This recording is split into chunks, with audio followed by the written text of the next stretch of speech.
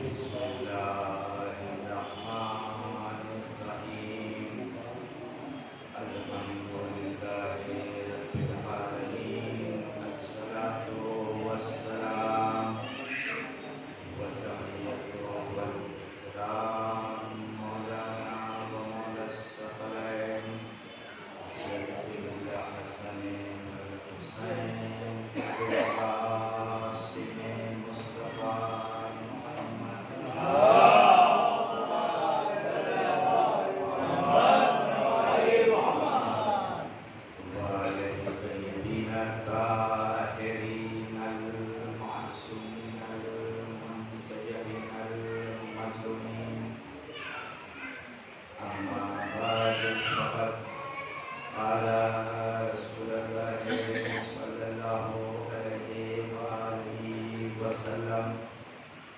بسم الله الرحمن الرحيم إني تارك فيكم الثقلين كتاب الله وعترتي أهل بيتي صلوات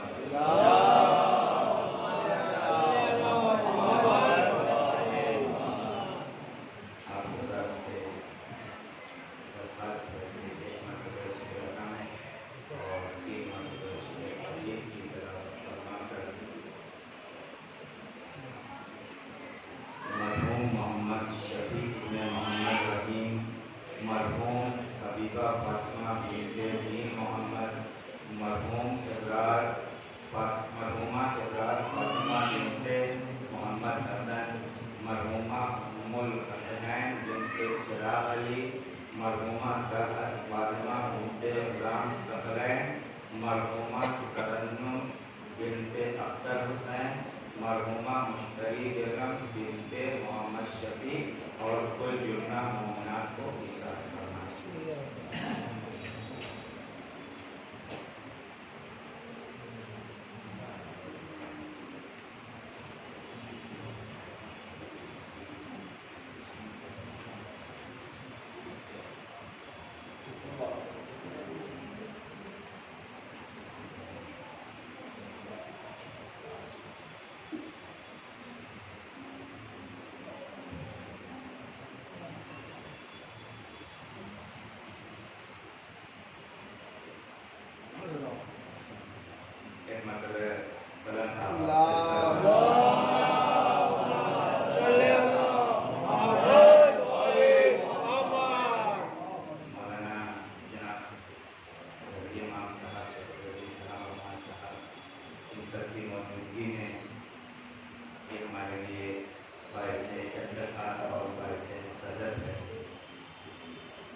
اور جو 2 مہینے 8 دن کی مجلس تھی اس شب کی آخری کڑی ہے اور انشاءاللہ کل دوپہر بعد الوداعی مجلس ہوگی ظہر بعد اور اس سے ناچیزی خطاب کرے گا اور اس کے بعد نظر کردی اہتمام ہے اور کل مغرب بعد جشن کا بھی انتظام کیا گیا ہے. کل کے بارے میں بہرحال کل کی مجلس میں جشن کے بارے میں اعلان کر دیا جائے گا تو کل کی مجلس میں آپ ضرور شرکت کریں. ایسا بات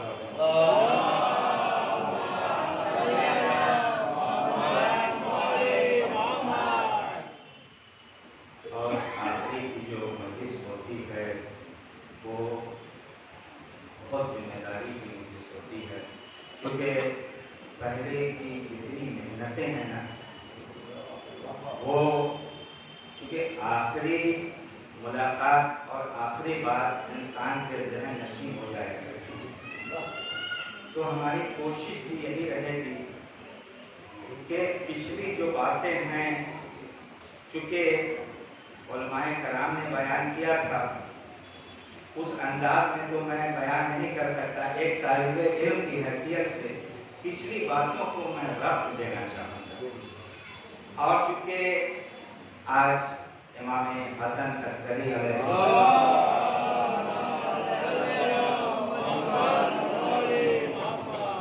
کی شہادت کی تاریخ دی ہے تو امام کی سیرت اور امام کے زمانے کے واقعات بھی آپ کے سامنے بیان کروں۔ سب سے پہلے کہ یہ جو 2 مہینہ 8 دن ہم سب نے محنت کیا، تو ہمیں اس کا محاسبہ کرنا ہوگا کہ یہ 2 مہینے 8 دن میں ہم نے کیا پایا۔ یقیناً اس میں 2 چیزیں ہوا کرتی ہیں۔ ایک تو ہم مجلس میں آ کر کے بیٹھ گئے صرف نیت سے، بس آپ کو ثواب ملنا شروع ہو گیا۔ ثواب کتنا ملتا ہے یہ ہم نہیں بتا سکتے، جب فرشتے نہیں بتا سکتے تو ہم کیسے بتا سکتے۔ امام کی مجلس میں آنے کا فائدہ اور اللہ کی رحمتوں کا نزول مسلسل ہوتا رہتا ہے جب امام کی مجلس میں آپ آ کر کے بیٹھتے ہیں، اور جب گریہ کرتے ہیں نا تو شہزادی کونین دعا دیتی ہیں، 5ویں امام دعا کے لیے ہاتھ بلند کرتے ہیں اور کہتے ہیں کہ میرے مالک یہ میرے حسین کے چاہنے والے ہیں، یعنی ان کی دعائیں آپ تک پہنچتی رہتی ہیں۔ اس میں ہمیں کچھ کرنا نہیں ہوتا ہے، بس ہم صرف دل سے مجلس میں آ کر کے بیٹھ گئے، ہمارا بس سمجھ لیجیے ہمارا میٹر چالو ہو جاتا ہے۔ چونکہ میٹر کی وجہ سے سارے لوگ پریشان ہیں آج کل، ٹورنٹو آ گیا ہے، تو اس میں ہمیں کچھ کرنے کی ضرورت نہیں ہے، لیکن ہم نے اس سے سیکھا کیا، اس میں محنت کرنے کی ضرورت ہے۔ اتنی مجلس سے 2 مہینے 8 دن میں ہم نے نہ جانے کتنی مجلسیں سنی، 100 200 300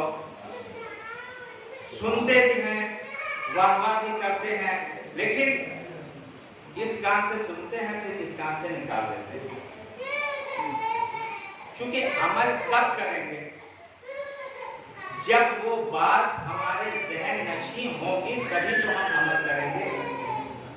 دیکھیے میں ایک طالب علم کی حیثیت سے ایک فارمولہ دینا چاہتا ہوں اور بالکل جلدی بہت ساری باتیں آپ کی خدمت میں عرض کرنا ہے، چونکہ یہ آخری مجلس ہے اور ہم کے دن پر بھی چاہتا ہوں ادا کر دوں۔ بہت اچھی بات ہے، مولانا رضوان صاحب نے بھی کہا تھا کہ ہم تو آتے ہیں مکتب اہل بیت کہتے ہیں اس کو، اور مولانا کمال صاحب نے بھی کہا شبیر صاحب کی یہاں مجلس میں کہ مکتب اہل بیت تو ضرور کہتے ہیں کہ یہ فرش اعظم مکتب اہل بیت ہے، لیکن یقین یعنی اپنے دل پر ہاتھ رکھ کر کے کہیے کہ ہم کسی مکتب میں اگر پڑھتے ہیں تو ہر سال اسٹینڈرڈ ہمارا بڑھتا رہتا ہے، ہر سال ہمارا اسٹینڈرڈ بڑھتا رہتا ہے، لیکن یقین جانیے آپ اپنے دل پر ہاتھ رکھ کر کے بتائیے 40 سال سے ہم اس مکتب میں ایک ہی اسٹینڈرڈ میں ہیں، ایک ہی اسٹینڈرڈ میں ہے، ہم نے کبھی کوشش نہیں کی کہ آگے اسٹینڈرڈ میں بڑھیں۔ اس کی علت یہ ہے کہ ہم اچھی باتوں کو سنتے ہیں، ایسی بات نہیں ہے، اور چاہتے بھی ہیں کہ اس پہ عمل کریں، لیکن جب دوسری مجلس، تیسری مجلس، چوتھی مجلس مسلسل مجلس سنتے رہتے ہیں تو بات ذہن نشین نہیں ہو پاتی۔ مولانا رضوان صاحب نے کہا کہ جب ہم کالج میں جاتے ہیں، یونیورسٹی میں جاتے ہیں تو ہم ایسے نہیں جاتے ہیں، ہمیں چاہیے کچھ نہ کچھ ہاتھ میں کتاب اور قلم لے کر کے جاتے ہیں، یہ نوٹ کر لیتے ہیں، لیکن یہاں پہ چونکہ کچھ لوگ تو نوٹ کرنے کے لیے آپ دیکھتے ہوں کہ میڈیا میں کہ شارٹ ہینڈ کا استعمال کرتے ہیں، چونکہ بولا جاتا ہے جلدی اور اتنی جلدی میں نوٹ نہیں کیا جا سکتا۔ ان کی بات اپنی جگہ بالکل صحیح تھی، درست ہے بات، تو اگرچہ جو جلدی نوٹ نہیں کر سکتے ہیں، یہ ٹیکنالوجی کا زمانہ ہے، ٹیکنالوجی کو ہم ہر کام میں استعمال کرتے ہیں، کیا اپنی اسلام کے لیے ہم ٹیکنالوجی کا استعمال نہیں کر سکتے؟ ہم مجلسوں کو، ہر انسان کے ہاتھ میں ایک موبائل ہے، ہم اس موبائل کے ذریعے ہر مجلسوں کو ریکارڈ کریں، ریکارڈ کرنے کے بعد جب گھر میں ٹائم مل جائے اس مجلسوں کو 1 بار 2 بار 3 بار سنیں اور ایک ڈائری بنائیں، اور جو 3 4 5 پوائنٹ اچھی ہے اسے لکھتے چلیں۔ علم کے لیے اسی لیے تو کہا گیا ہے کہ گہوارے سے لے کر کے لہر تک علم حاصل کرنا۔ جب ہم اس فارمولے کو اپنائیں گے نا تو ہماری ڈائری اور فہرست بڑی لمبی ہو جائے گی، اور جب ہم نوٹ کر لیں گے تو اسے ڈیلیٹ کر دیں گے، ہمارے موبائل میں اسپیس بھی کافی بچ جائے گا، پھر دوسرے مجلس میں جائیں ہم پھر اسے ریکارڈ کریں۔ تو دیکھیے مجلس میں بار اس جملے کو ریپیٹ کیا کرتا ہوں، ریپیٹ دہراتا ہوں کہ مجلس اور عبادت عمل کے ریپیٹیشن کا نام نہیں ہے، عبادت اپنے اندر اچھے بدلاؤ لانے کا نام ہے۔ مولانا مشہور موجود ہے، ہماری تائید کریں گے۔ تو جب انسان کے اندر اچھے بدلاؤ آ جائے تو سمجھ لیجئے کہ ہماری عبادت قبول ہو رہی ہے۔ عبادت کا قبول ہونے کا کیا شرط ہے؟ ان الصلاۃ تنہی عن الفحشاء والمنکر، نماز برائی سے روکتی ہے، یہ مجلس کی عبادت ہے۔ تو ہمیں چاہیے کہ کچھ نہ کچھ تبدیلیاں لائیں۔ جب ہم تبدیلیاں لائیں گے تب ہمارا اسٹینڈرڈ ہر سال بڑھتا چلا جائے گا۔ بس یہ سمجھ لیجئے کہ 2 مہینہ 8 دن ہمارے اندر تقویٰ کا، کردار کا، اچھی باتوں کا ریچارج کر دیا گیا ہے 2 مہینے 8 دن کے لیے۔ ہم اس کا استعمال اب 2 مہینے 8 دن کے بعد کرنا شروع کر دیں گے۔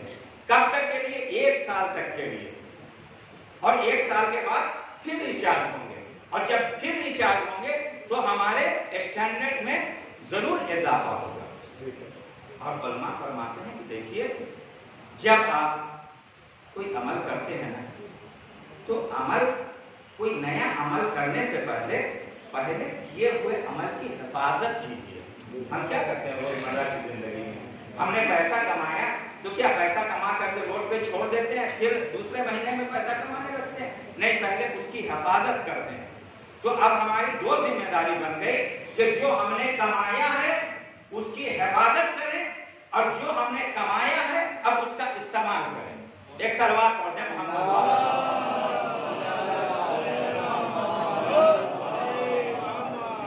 ہم نے کہا نا کہ پچھلی باتوں کو ربط دینے کی میں کوشش کروں گا جہاں تک دامن وقت میں گنجائش رہی۔ مولانا رضوان صاحب نے کتنی اچھی باتیں کہی تھی، میں ریپیٹ اس لیے کر رہا ہوں کہ آپ کے ذہن نشیں وہ بات ہو جائیں گی اور اس سے میں ربط آگے بھیجوں گا۔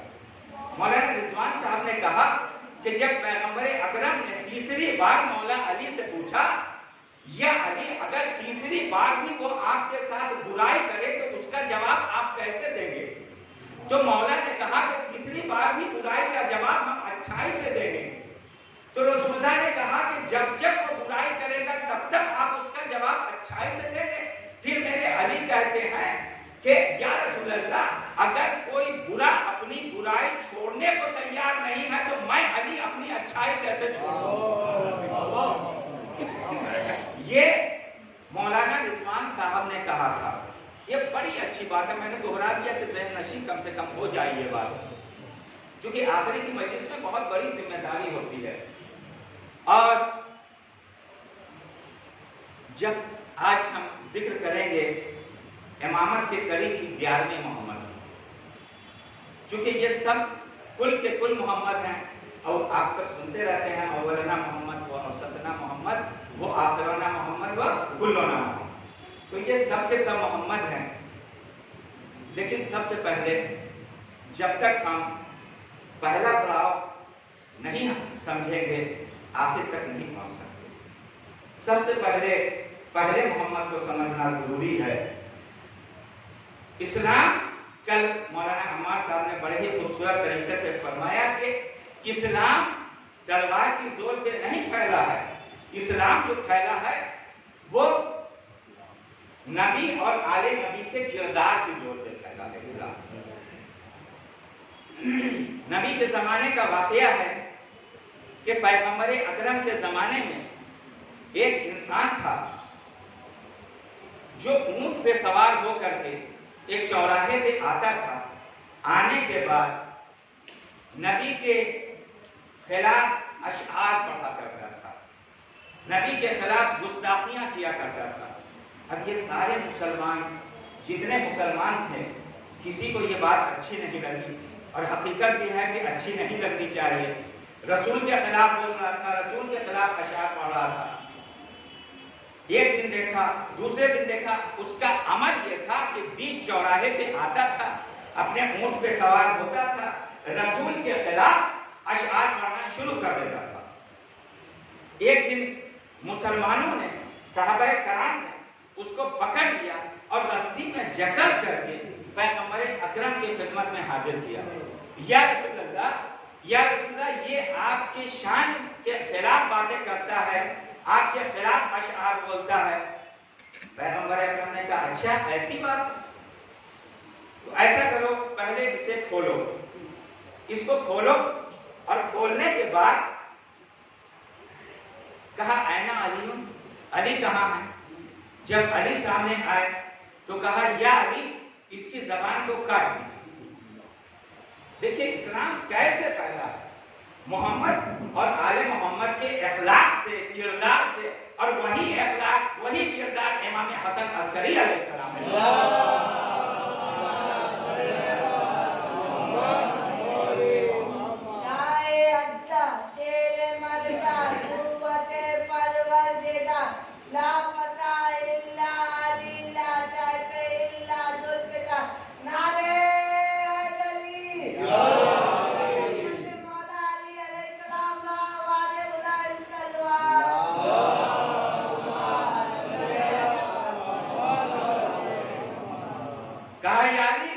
इसकी जबान को काट दीजिए।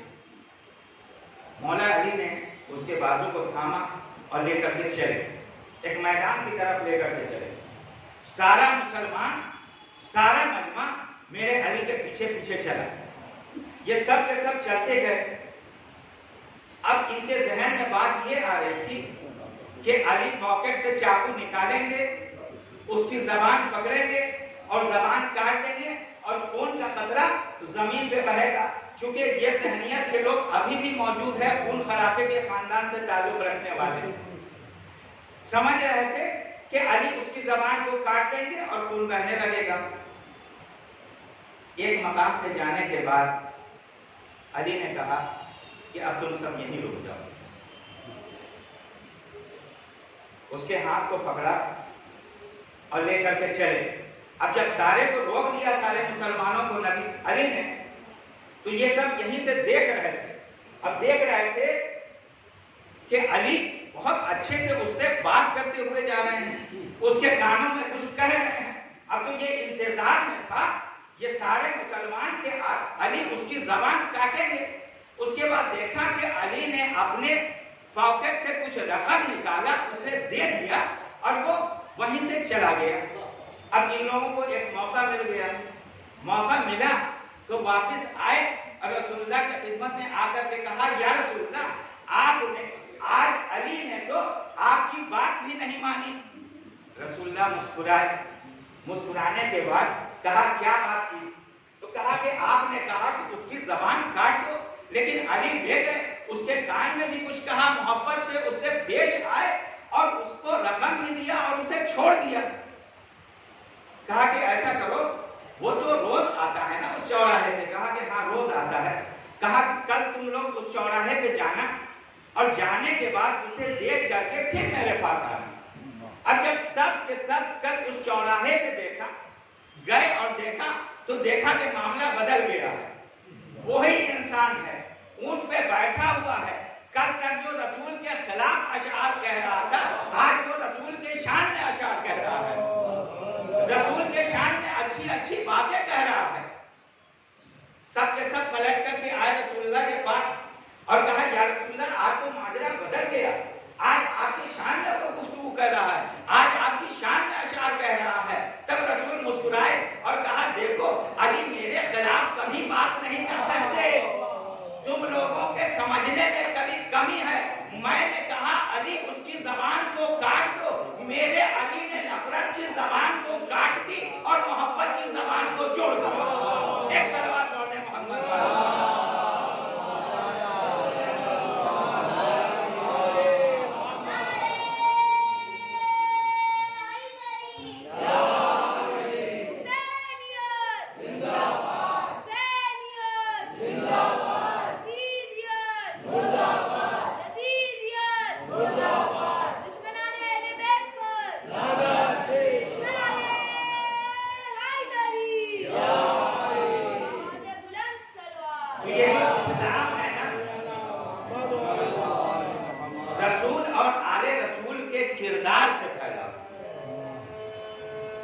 उनकी सीरत से फैला है। लेकिन हमारा काम क्या है कि उनके सीरत को अपनाएं। उनके सीरत को कैसे अपनाएंगे?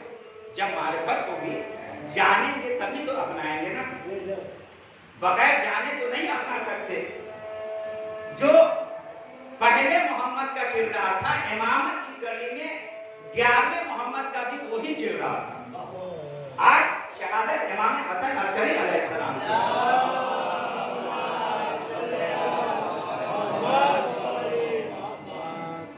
आपकी विलादत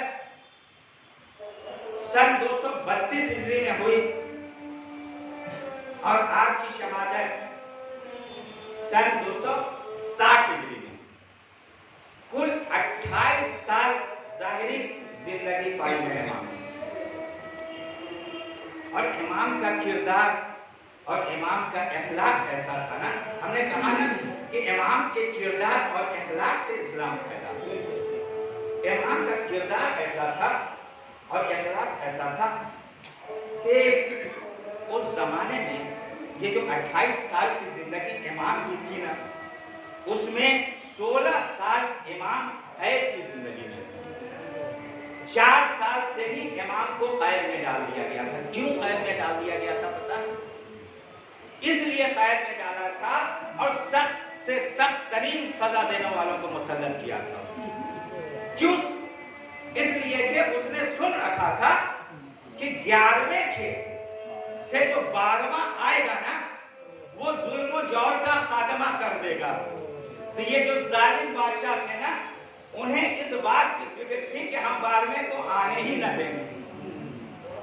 ताज्जुब है, 12वें को आने ही न दें।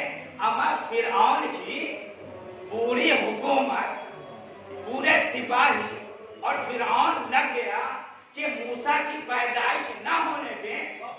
एक एक बच्चे को कत्ल करता रहा, यहाँ तक कि शिकमे मादर में भी बच्चे को परवान न चढ़ने दिया। खुदा ने कहा कि तुम शिकमे मादर में बच्चे को परवान न चढ़ने दोगे, हम मूसा को तुम्हारे घर में परवान चढ़ा के दिखा देंगे।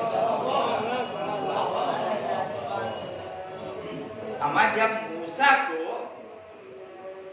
की विलादत होने में फिरऔन और उसका पूरा लश्कर न रोक सका, तो ये फखरे मूसा की विलादत में कौन रोक सकता है? एक सलवात पढ़ने में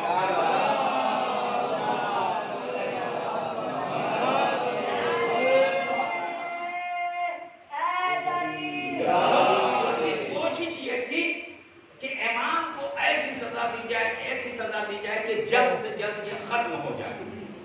सबसे पहले उसने क्या किया कि ऐसे वहशी जंगली किस्म के आदमी को कैद खाने के अंदर मुसल्लत कर दिया इमाम पे जुल्म उठाने के लिए। देखिए, मैं एक जुमला हमेशा कहा करता हूं, अगर किसी को मुतासिर करना है ना, तो अपने किरदार के जरिए मुतासिर करना। किसी को बदलना है ना, तो सबसे जरिया है अपना किरदार। रसूलुल्लाह ने 40 साल तक ऐसे ही खामोशी से जिंदगी बसर नहीं की थी। 28 सफर की मजलिस में हमने इन बातों का खुलासा किया था स्टेशन पे। रसूलुल्लाह 40 साल तक खामोश नहीं रहे, अपने किरदार का, अपने अखलाक का, अपने अमानतदारी का लोहा मनवाया सबसे पहले। तो इमाम पे मुसल्लत कर दिया कैद खाने में ऐसे वहशी दरिंदों को, ऐसे वहशी इंसान को कि इमाम पे ऐसा जुल्म ढाएगा, ऐसा जुल्म ढाएगा कि इमाम बदल जाएंगे और खत्म हो जाएंगे। वो चाह रहा था कि इमाम बिल्कुल पहचान में नहीं आएंगे और इमाम का खात्मा हो जाएगा। लेकिन कुछ दिन के बाद रिजल्ट यह हुआ कि जब उसने बादशाह ने कैद खाने को खोला, तो ये जो जंगली किस्म के इंसान को मुसल्लत किया था, ये जानते नहीं थे कि नमाज किसे कहते हैं, रोजा किसे कहते हैं, अल्लाह क्या है, कुछ भी नहीं जानते थे। ये बस ये जानते हैं थे कि जुल्म कैसे किया जाता है। तो उसने सोचा बादशाह ने कि अब तो इमाम का मामला खत्म हो गया होगा, इमाम बिल्कुल बदल गए होंगे। जब कैद खाने को खोला तो देखा कि इमाम तो वैसे ही थे, लेकिन जिसे जालिम को मुसल्लत किया था वो बदल चुका है। वो कैसे बदल चुका? वो अब नमाजें पढ़ने लगा, वो अब रोजा रखने लगा। उससे कहा, अरे तुम्हें तो हमने जुल्म करने के लिए भेजा था। कहा कि अरे तुमने ऐसे के लिए जुल्म करने के लिए मुझे भेजा था जिसका दिन नमाज रोजे में गुजरता है और जिसकी पूरी रात नमाज में गुजरती है। ऐसे में तुमने जुल्म करने के लिए भेजा था। اس کا تقوی، اس کا کردار، اس کی پرہیزگاری کو دیکھ کر کے ہم نے سمجھ لیا کہ اللہ کیا ہے، اللہ کیا ہے۔ یہ تو خدا نے کہا تھا نا، اے موسیٰ میرے بندوں کے درمیان میری محبت کو پیدا کرو۔ موسیٰ نے کہا اے میرے مالک ہم تو خود تجھ سے محبت کرتے ہیں، تیرے بندوں کے درمیان تیری محبت کیسے پیدا کریں؟ خدا نے کہا اے موسیٰ میرے بندوں کے درمیان میری دی ہوئی نعمتوں کا تذکرہ کرو، خود بخود محبت پیدا ہو۔ اللہ کتنی نعمتیں ہمیں دیتا ہے، لیکن ہم وہ گنہگار انسان ہیں کہ گناہ پہ گناہ کیے جاتے ہیں۔ تو وہ امام پہ چاہتا تھا سخت سزا کرنا، لیکن امام کے کردار کو، امام کی اخلاق کو دیکھ کر کے وہ بدل گیا۔ وہ کہتا ہے اے بادشاہ، تو کہتا ہے اس پہ ظلم کریں؟ اس کا چہرہ اتنا نورانی تھا کہ اس کے چہرے کو دیکھنے کا دل کرتا تھا، اور اس کی آنکھوں میں اتنا خوف تھا نا کہ جب وہ ہماری طرف دیکھتا تھا تو ہماری ہمت نہیں پڑتی تھی کہ اس کی طرف آنکھ میں آنکھ ملا کے دیکھیں۔ جب آنکھ میں آنکھ ملا کے دیکھ نہیں سکتے تو اس پہ ظلم کیسے کر سکتے ہیں؟ ایک سلوات پڑھ دیں۔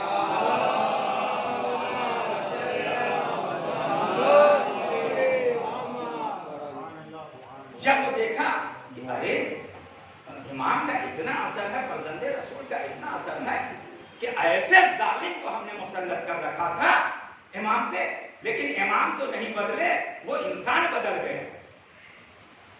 تو ایک نحدائر یہ بہت بڑا ظلم کرنے والا تھا، علی کے خاندان سے بغض رکھنے والا تھا، اسے مسلط کیا، اور جب اسے مسلط کر دیا تو وہ بہت ظلم کرتا تھا، اتنا ظلم کرتا تھا کہ امام کو کھانا اور پانی بھی نہیں دیتا تھا، حتیٰ کہ امام تیمم کر کے نماز پڑھا کرتا تھا۔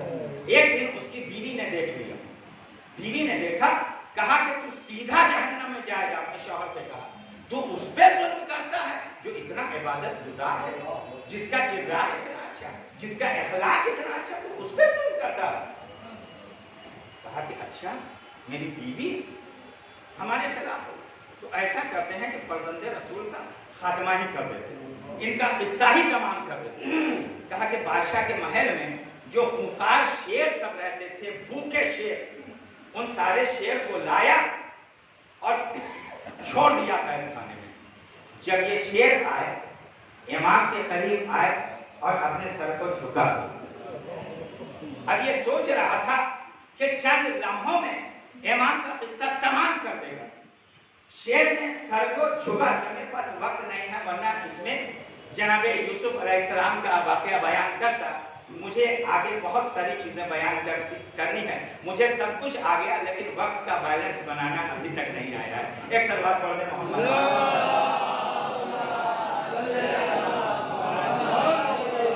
20% بھی باتیں نہیں ہوئی، آدھا گھنٹہ گزر گیا، بالکل جلدی جلدی فاسٹ ٹرین کی طرح میں گزر رہا ہوں۔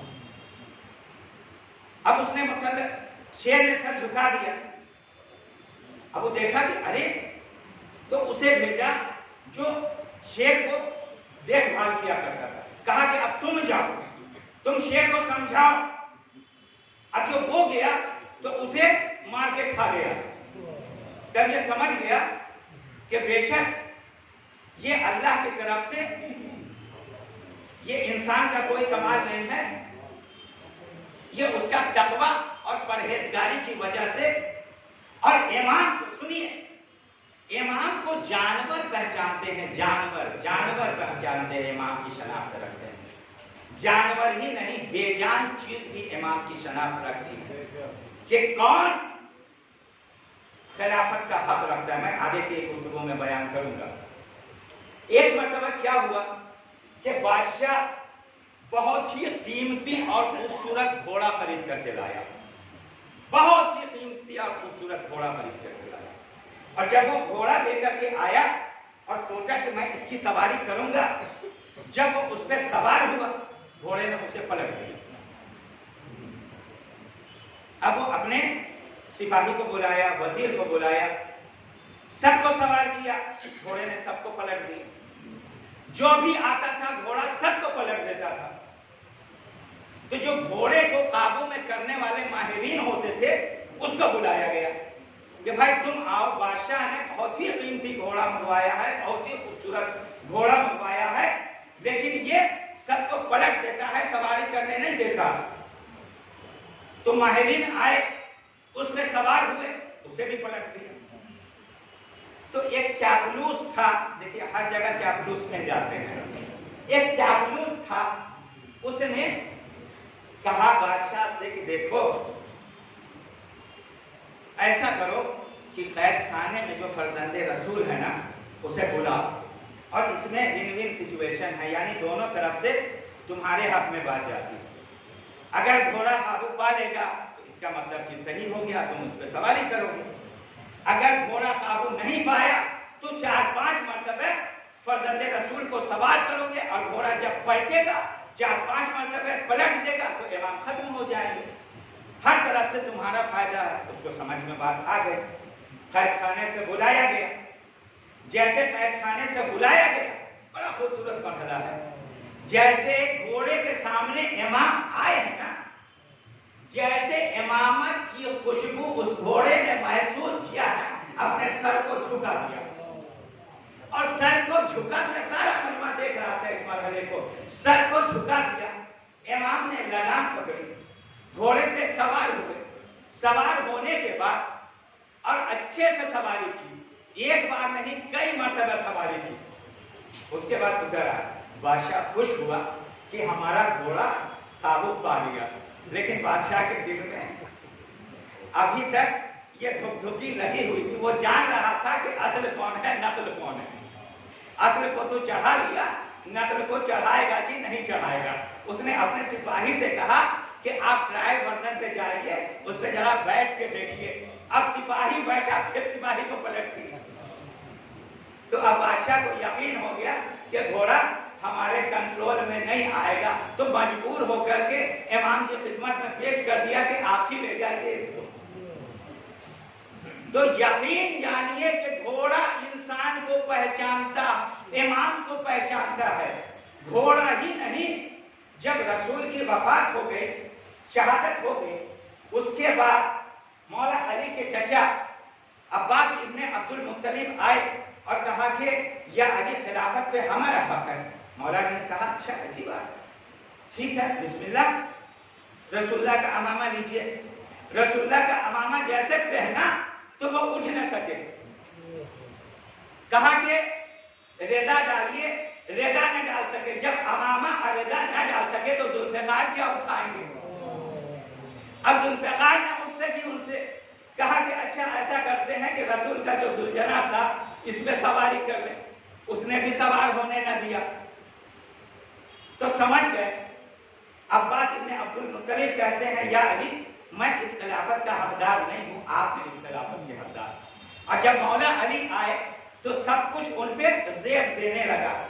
उसके बाद चचा जाने लगे तो अल्लामा मजलिसी अपने बहारुल अनवार में लिखते हैं कि मौला अली ने इमाम हसन से कहा, ए बेटा हसन अब तुम इसे पहनो। अमामा पहना बिल्कुल सही आया, रेदा डाली बिल्कुल सही आया, जुल्फ़िकार उठाई, उसके बाद सवार हुए जुलझना पे। मजलिसी फरमाते हैं कि मौला अली ने कहा ए चचा पलट के देखिए। देखा तो इमाम हसन के पास, इमाम हसन उस घोड़े पे सवार थे। उसके बाद कहा कि इमाम हुसैन से कहा कि आप भी सवार हो जाइए। इमाम हुसैन ने भी अमामा पहना, रेदा डाली रसूल की, जुल्फ़िकार उठाया। उस वक्त इमाम हुसैन का कद कम था। जब जुलझना ने देखा ना कि हुसैन का कद कम है तो अल्लामा मजलिसी लिखते हैं कि घोड़े ने अपने दोनों पांव को आगे बढ़ा करके घोड़ा झुक गया और इमाम हुसैन उस पर सवार हो गए। हमें जानवर तो पहचान गया कि खिलाफत का हकदार कौन है, और इंसान नहीं पहचान सका कि खिलाफत का हकदार कौन है। एक सलवात पढ़े मोहम्मद।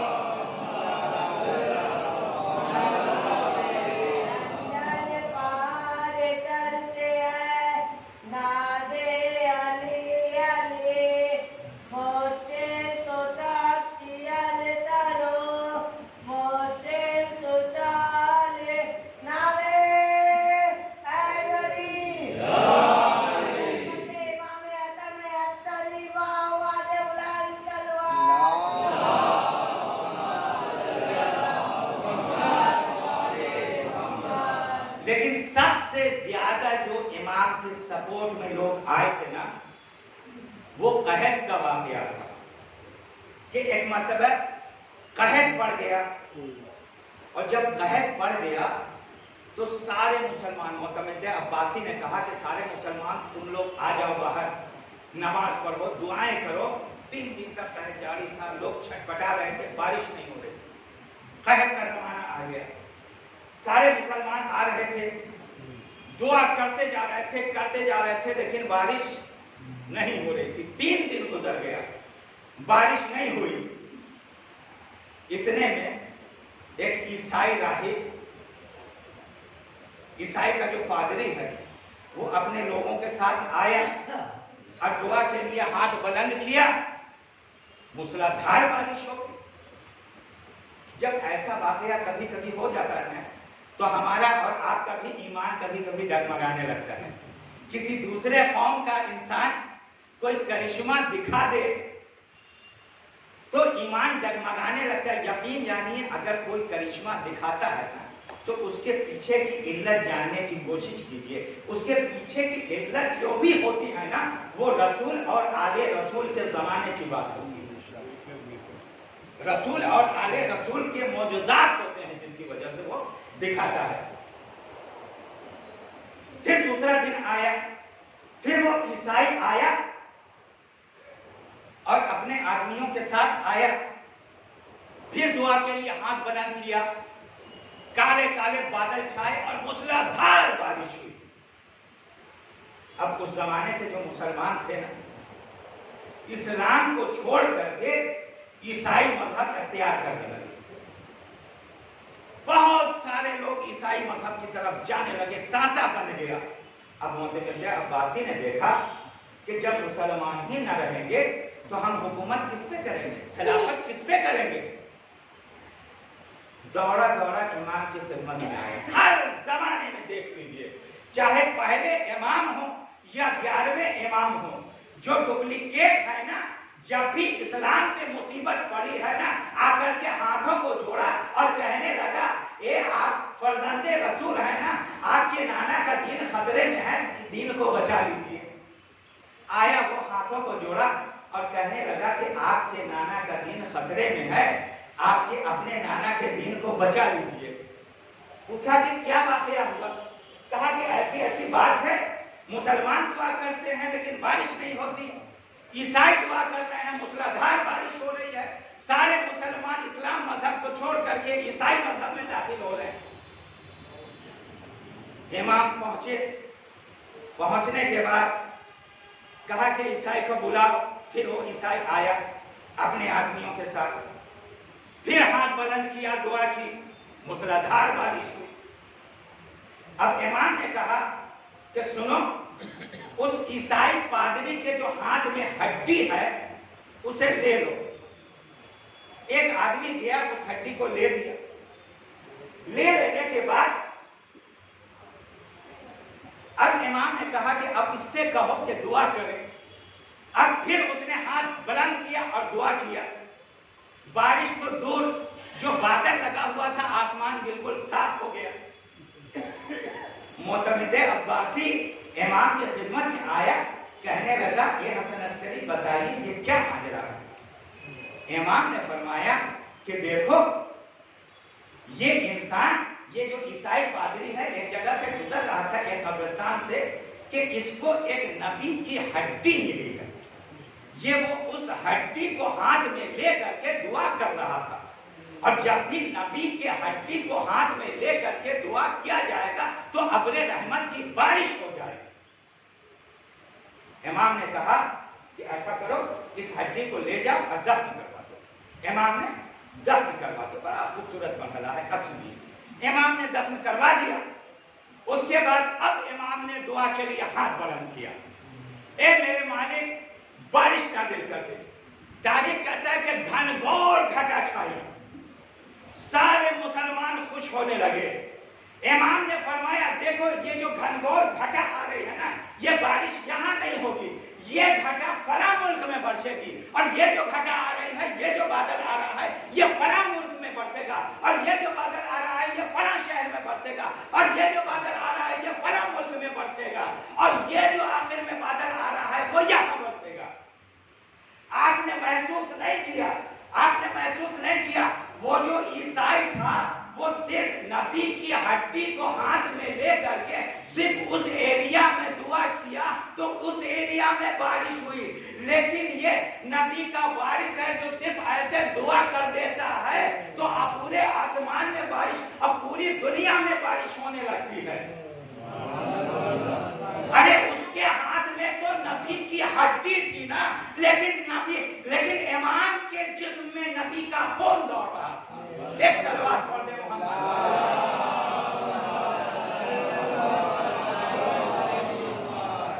बहुत सारी बातें रह गई हैं इंशाअल्लाह इमाम के सिलसिले से, कल की मजलिस में वो बयान करूंगा। 2-3 टॉनिक आपकी खिदमत में हदिया कर दूं अपने नौजवान की खिदमत में। डॉक्टर साहब ताजुब कर रहे होंगे कि टॉनिक तो हम दिया करते हैं, ये कैसे टॉनिक देंगे, लेकिन मिंबर से भी टॉनिक दिया जाता है। एक बीमारी जिस्मानी हुआ करती है और एक बीमारी रूहानी हुआ। मौला अली फरमाते हैं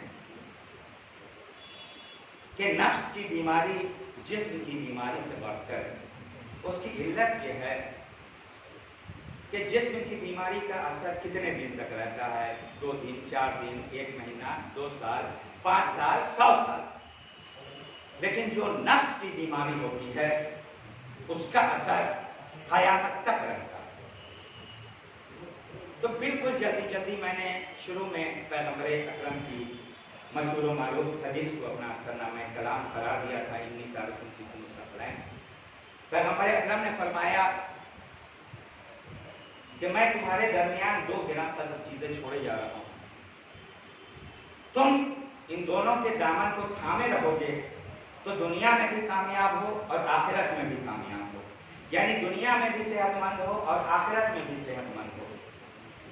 ये पैगंबर अकरम आजकल के ज़माने के हिसाब से मैं बोल रहा हूँ, क्योंकि आजकल सरकार की गाइडलाइन आती है, ये महाराष्ट्र सरकार की गाइडलाइन, ये भारत सरकार की गाइडलाइन, तो ये सरकारें 2 आलम की गाइडलाइन है कि कुरान और अहले बैत के दामन को थामे रहोगे तो दुनिया में भी कामयाब हो और आखिरत में भी कामयाब हो। मैंने पहले ही कहा कि कुरान और अहले बैत का एक भी जुमला मसलहत से खाली नहीं है, एक भी जुमला मसलहत से खाली नहीं है।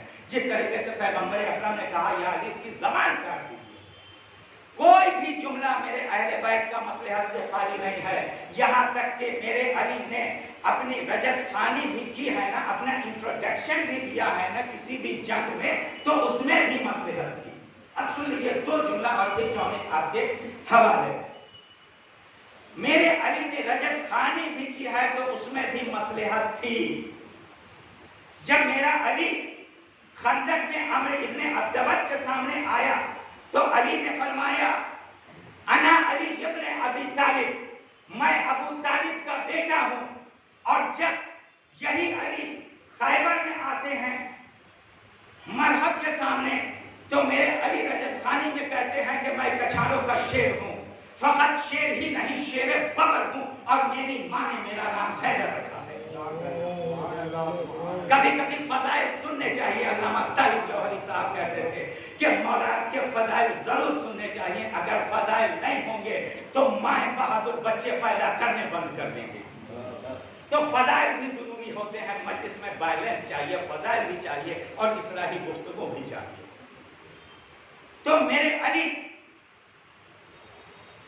ने खैबर में कहा कि मेरी माँ ने मेरा नाम हैदर रखा है। हम कहीं भी अपना इंट्रोडक्शन करते हैं तो एक जगह भी वही इंट्रोडक्शन देंगे, दूसरी जगह भी वही इंट्रोडक्शन, तीसरी हजारों जगह बस वही एक नाम अपना लेंगे।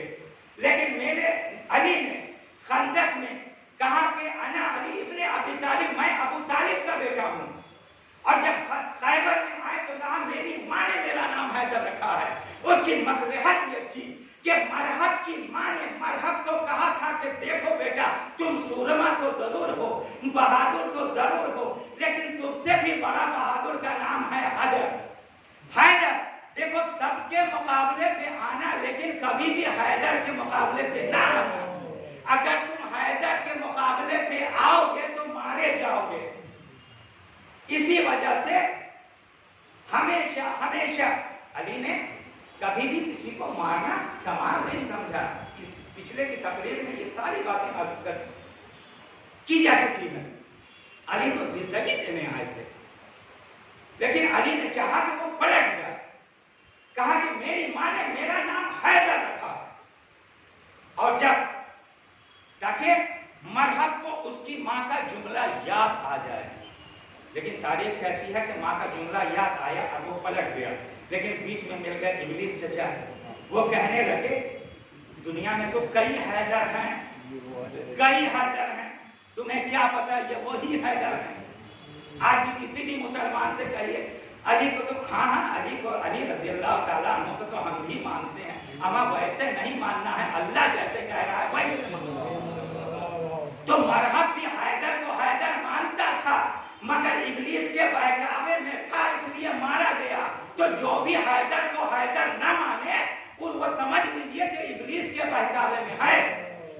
और सुनिए वहां मरहब को उसकी माँ का जुमला याद दिलाना था, इसलिए कहा कि मेरी माँ ने मेरा नाम हैदर रखा है। और खंदक में जब मेरे अली अम्र इब्ने अब्दवत के मुकाबले पे चले हैं तो मेरा नबी बरसाता कहता है कि बरजल ईमानो कुल्लहु, आज कुल्ले ईमान जा रहा है।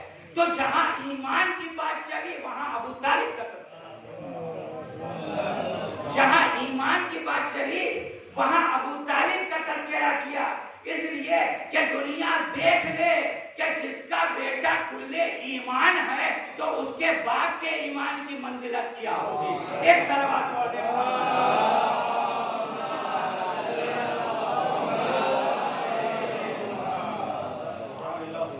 बस 5 मिनट में मैं बस एक टॉनिक आपके हवाले, नौजवान दोस्तों के हवाले, इसके लिए मुझे बड़ी मेहनतें करनी पड़ी है। हकीकत जानिए, रसूलुल्लाह ने भी फरमाया है कि अगर तुम कुछ बयान करना चाहते हो तो सबसे पहले उस पर अमल करो। पैगंबर अकरम के पास एक इंसान भी आया था, कह दीजिए कि हमारे बेटा को मना कर दीजिए कि मीठा कम खाए। पैगंबर अकरम ने कहा कि कल आओ। जब कल आया तो उसके बेटा को कहा कि मीठा कम खाया करो। उसने कहा या रसूलुल्लाह आपने कल ही क्यों नहीं कह दिया। कहा कि कल मैं खुद मीठा खा रहा था तो कैसे बोलूं। तो इस चीज में मेरी भी गलती हो जाया करती थी, लेकिन पूरी मिंबर की जिम्मेदारी के साथ कह रहा हूं कि मैंने इसके लिए बड़ी मेहनतें की। तब आज मैं ये जुमला आपके हवाले करने जाऊं अपने नौजवान दोस्तों के। बुजुर्ग और उलमा हमसे बेहतर जानते हैं, वो ये कि हमारा आपका सबका दावा यह है कि मौला अगर हम करबला में होते तो आपने अपनी जान कुर्बान कर देते। और होना भी चाहिए। लेकिन कभी कभी इंसान को ये चाहिए कि अपने दावे को अपने अमल की कसौटी पे तौल के देखें कि हमारा ये दावा गोया सही है या नहीं। क्या कहते हैं, मौला अगर हम उस वक्त करबला में होते तो अपनी जान आप पे कुर्बान कर देते। हमें सबसे पहले ये देखिए, जान तो बहुत बड़ी चीज होती है। अब इसके बाद कुछ कुर्बान करने की नौबत नहीं आएगी, लेकिन उससे पहले देखिए कि क्या जो छोटी छोटी चीज है वो क्या मौला के नाम पे हम कुर्बान करने को तैयार हैं। पूरी तवज्जो कीजिएगा। छोटी छोटी चीजों से बड़ी चीजों के बारे में सोचिए। क्या करते हैं, मौला हम करबला में होते तो अपनी जान आपके कुर्बान कर देते। कैसे कुर्बान करते? जिस तरीके से असहाब व अंसार ने आपके जान कुर्बान कर दी। जब नमाज का वक्त आया तो असहाब व अंसार ने कहा मौला आप नमाज पढ़ लीजिए, हमारी नमाज आपके जद के साथ जन्नत में होगी। और सब के सब तीर खाते गए और जामे शहादत नोश फरमाते गए। इमाम की नमाज मुकम्मल हुई तो हम आपका जो ये दावा है वो यही दावा है कि मौला अगर करबला में होते तो उसी असहाब व अंसार की तरह आप नमाज पढ़ते रहते, हम चारों तरफ तीर खा करके जामे शहादत नोश फरमा लेते। यही तो हमारा दावा है ना। کہ مولا کربلا میں ہوتے تو آپ پہ اپنی جان قربان کر دیتے. اب سنیے میرا جملہ, کیا دعویٰ ہے؟ مولا کربلا میں ہوتے تو اپنی جان آپ پہ قربان کر دیتے. اما جان تو دور ہے, صبح کی نماز کے لیے اپنی نیند قربان نہیں کرتے. صبح کی نماز کے لیے اپنی نیند قربان نہیں کرنے کو تیار ہو, کہتے ہیں کہ مولا ہم کربلا میں ہوتے تو اپنی جان قربان کر دیتے.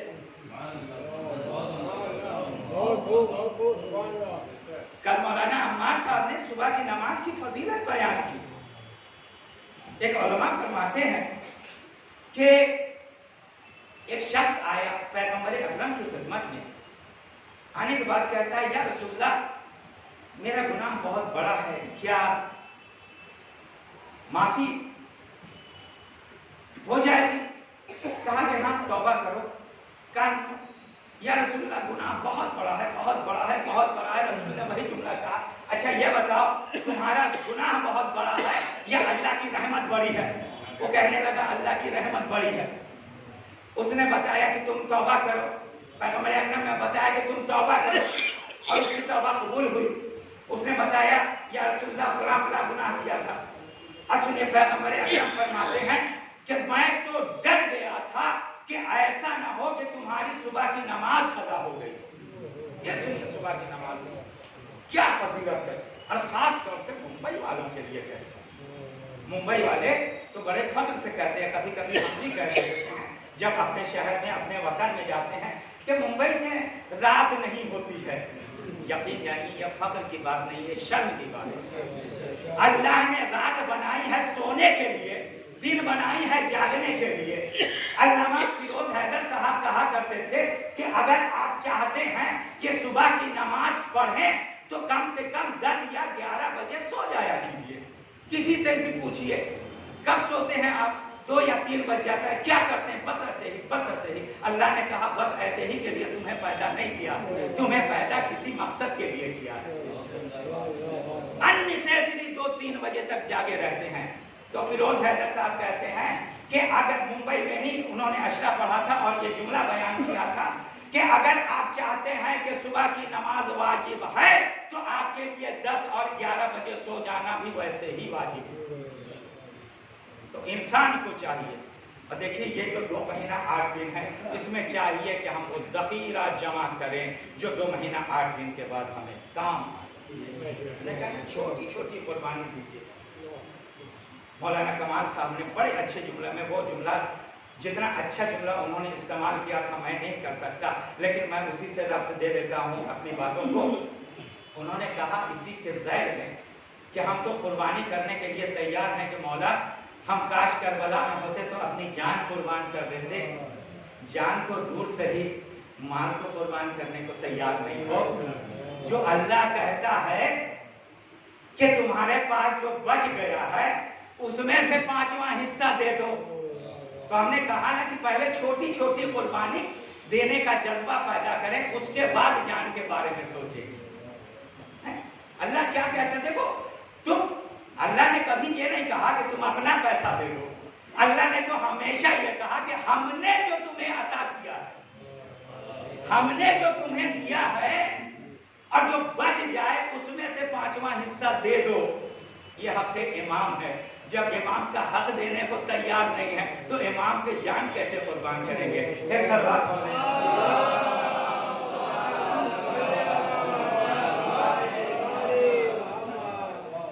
اور کل بس یہی گفتگو تمام ہوتی ہے. کل ظہر بعد یہاں الوداعی مجلس ہے اور اسے میں ہی خطاب کروں گا, اور اس میں مسائل زیادہ ہوں گے. مدینہ میں جب اہل حرم کا قافلہ پہنچا ہے رہائی کے بعد اس کا میں تذکرہ کروں گا. آج کی شب جو ہے وہ قیامت کی شب ہے, کیونکہ آج زمانے کا امام یتیم ہو رہا ہے. آج امام حسن عسکری علیہ السلام کی شہادت کی تاریخ ہے اور ایام عزا کی ये जो 2 महीने 8 दिन का सिलसिला था, उसके ये रोने की आखिरी शब्द है। अजीजों, आज रोने में बखल न करेंगे, क्योंकि ज़माने के इमाम को गुस्सा देना है। मोहम्मद अब्बासी ने इमाम को जहर दे दिया, और जब इमाम को जहर दे दिया गया, तो इमाम ने अपने खादिम को बुलाया और बुला करके कहा, देखो मुझे जहर दे दिया गया है, मैं अब दुनिया में नहीं रहूंगा। वो जो हुजरे में बैठा हुआ मेरा बेटा है, मेरा खलील भेज दो। उस वक्त जमाने के इमाम की उम्र 5 साल की थी। जब आखिरी इमाम सामने आए ना, तो इमाम हसन अलैहिस्सलाम जोर जोर से रोने लगे। खादिम पूछता है, मौला आप क्यों रो रहे हैं? मौला फरमाते हैं, मैं इसलिए रो रहा हूँ कि मेरा लड़का 5 साल की उम्र में यतीम हो जाएगा। हाँ अजीजों, बिल्कुल देर गुजरी थी कि इमाम का चेहरा बिल्कुल पीला हो गया, जर्द हो गया। जैसे जैसे जहर खिलता जाता था, इमाम की बेचैनी बढ़ती चली जाती थी। एक वक्त ऐसा आया, इमाम ने ज़माने के इमाम को बुलाया, अपने बेटे को बुलाया, ए बेटा पानी दे दो। आखिरी इमाम ने पूछे में पानी लिया और अपने बाबा को पिला दिया। मैं जाऊंगा तो छोड़ूंगा, ए मौला कुछ नसीब है, लेकिन करबला में आकर के देखिए, करिया जवान है, अपने बाबा से कह रहा है, पलट कर आया और कहने लगा, ए बाबा प्यास जान मारती है। हुसैन के पास पानी नहीं था, कहा ये मेरे अली अकबर अपनी जबान मेरी जबान पे डाल दो। अब जो अली अकबर ने डाला, फौरन खींच लिया, कहा ये बाबा आपकी जबान तो मेरी जबान से भी पूछ है। जला करता ऐसे ही बोल सकते, जमाने का इमाम यतीम हो रहा है। हुसैन ने अंगूठी दी, दरे खैमा से ये मंजर अली अकबर की मां देख रही थी।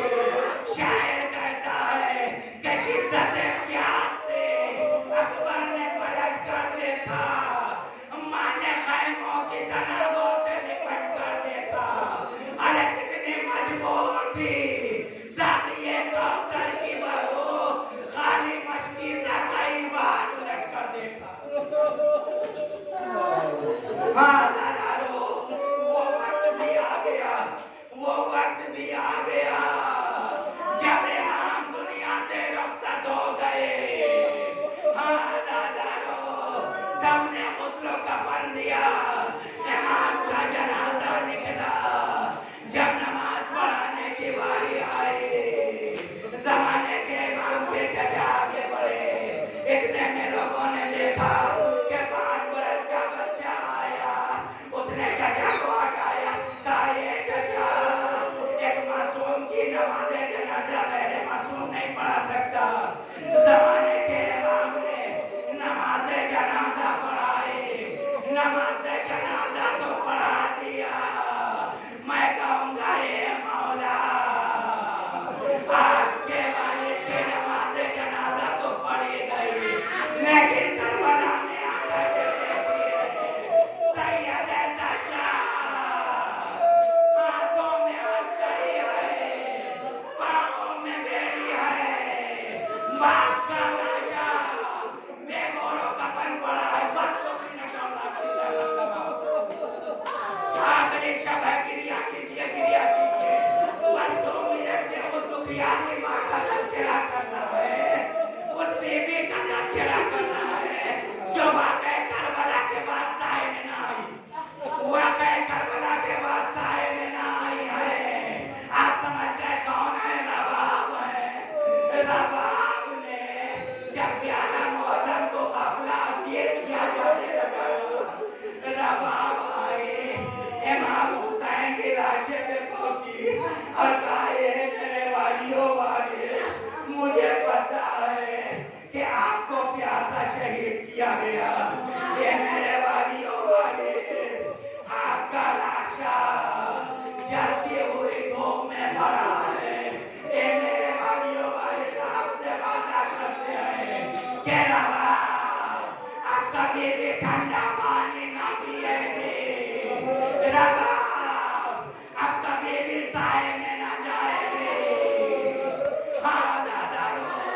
जब रिहाई मिली है ना, तो जब रिहाई मिली, तो जब काफिला जाने लगा, तो सैयद सज्जाद ने कहा, एक भी अम्मा सारी बीवियों को महल में सवार कर दीजिए। सारी बीवियां सवार हो गई। सैयद सज्जाद ने कहा, एक भी अम्मा सारी बीवियां सवार हो गई। ज़ैनब कहती है, ए सैयद सज्जाद, रबाब नहीं नजर आती। सैयद सज्जाद ने कहा, एक भी अम्मा हमें बता है, अम्मा रबाब कहाँ है? सैयद सज्जाद सकीना के कब्र पे पहुंचते हैं, अजब मंजर देखते हैं। रावी कहता है कि रबाब सकीना की कब्र से ऐसे निपट कर लेटी हुई थी जैसे कोई माँ अपने बच्चे को गोद में लिए कर बैठी है। अल्लामा ज़ीशान दरजवादी फरमाते हैं कि सैयद सज्जाद के लिए ये बड़ा सख्त मरहला था कि अम्मा रबाब को सकीना की कब्र से हटा दे। रावी कहता है कि सैयद सज्जाद रबाब को सकीना की कब्र से हटाते थे। रबाब के सकीना की कब्र पे लेट जाती थी। ए बेटा सकीना, तुम्हारी कब्र को इस अंधेरे में जिसके सहारे छोड़ के जाए। हाँ दादा लो, काफिला मदीना जा पहुंच गया। 5 महीने के बाद एक मरतबा ज़ैनब ने कहा, सैयद सज्जाद अपनी अम्मा रबाब से कहिए कि साए में आ जाए। रबाब का काम ये था कि पानी को कूजे में लेती थी, धूप में रख दिया करती थी। जब ये पानी गर्म हो जाता था तब ये पानी लिया करती थी। कहती थी कि हमने अपने वाली और वारिस से वादा किया है कि जब तक जिंदा रहूंगी ठंडा पानी न पीऊंगी, और जब तक जिंदा रहूंगी साए में न जाऊंगी। आज सैयद सज्जाद ने कहा, ए अम्मा साए में आ जाइए, ए अम्मा साए में आ जाइए। रबाब कहती है, ए बेटा सैयद सज्जाद, बेटा बन के कहते रहना, इमाम बन के हुक्म न देना। सैयद सज्जाद का जब फिक्रा था, सैयद सज्जाद कहते हैं, ए अम्मा, आज सैयद सज्जाद इमाम की हैसियत से कह रहा है कि आप साए में आ जाइए। एक तरफ से बाजू को सैयद सज्जाद ने थामा, एक तरफ को बाजू को ज़ैनब ने थामा। रबाब ने आसमान का रुख किया, कहा, ये मेरे मालिक मेरी इज्जत रखते हैं। एक इमाम से वादा किया है साए में न जाऊंगा, एक इमाम का हुक्म है। इतने में रबाब की रूह परवाज़ हो जाती है। सैयद सज्जाद कहते हैं, इन्ना लिल्लाहि व इन्ना इलैहि राजिऊन। एक भी अम्मा रबाब दुनिया